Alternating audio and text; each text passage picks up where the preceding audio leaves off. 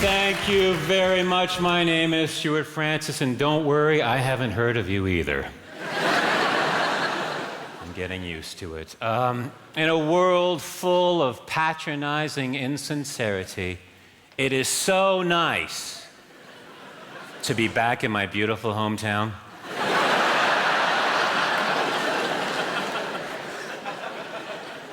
Edinburgh. So many people are jumping on the Barack Obama bandwagon, which, as an African American,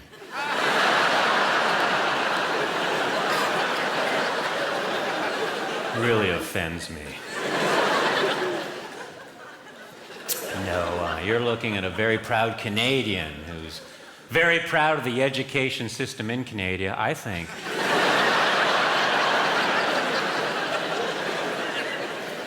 I think it's the goodest of all 17 countries. No, I was horrible in school. I failed math so many times I can't even count. I was good at history. No. No, I wasn't. So long ago. I preferred French over chemistry because the chemistry teacher and I just didn't have any,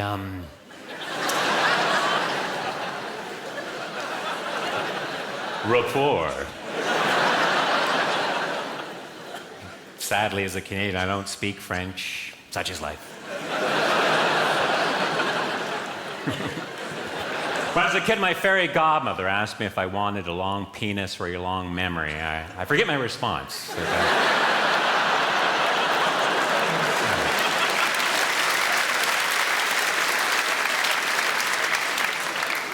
Like most Canadians, I like to go clubbing, but if there's no seals around.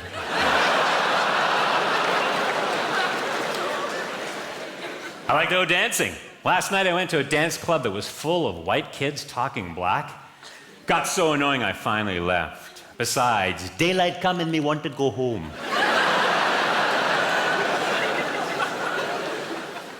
I quit my job at the helium gas factory. I refuse to be spoken to in that tone. That's the thing, my friends. I'm a one-liner comedian. I'm not a storyteller. And interesting how that all started.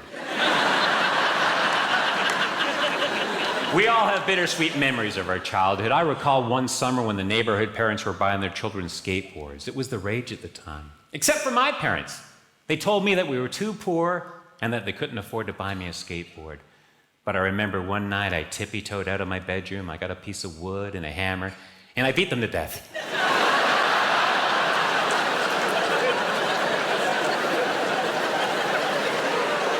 My foster parents bought me 5 skateboards. My sexual fantasy is to make love to Sigmund Freud's father. Mother!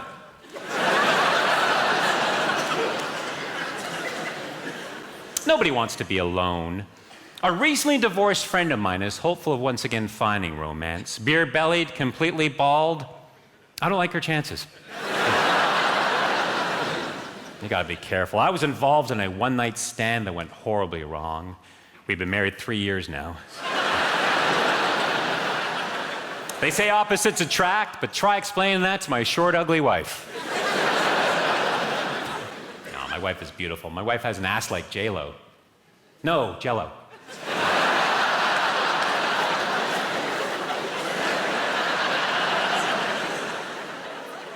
And I'm not ashamed of my wife. If you don't believe me, go to the car and ask her.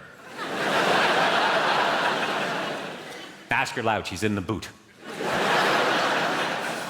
Is my wife dissatisfied with my body? A tiny part of me says yes.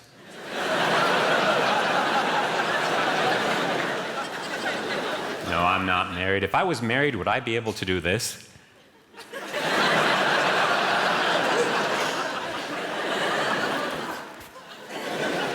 Exactly. No, I've got a girlfriend. I've been going out with my girlfriend for... sex.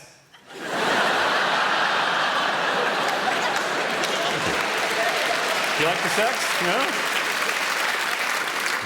I love to go to bookstores and say to the clerk, "Hello, I'm looking for a book titled How to Deal with Rejection Without Killing."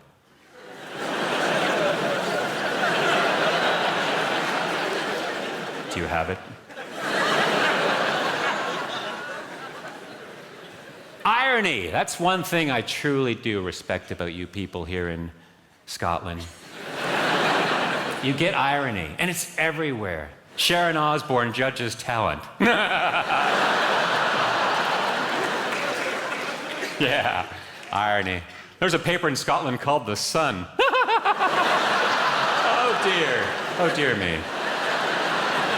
A lot of people accuse me of taking the audience for granted, and I like to address that before I get to the standing ovation. I knew you'd like that, Jess. I hope you guys are doing okay. Money-wise, I'm set for life, provided I die next Tuesday.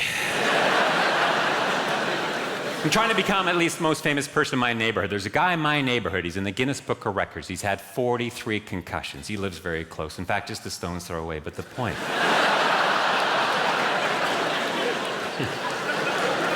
Some of you recognize that, whereas most of you are looking at me thinking, is this shit funny in Canada?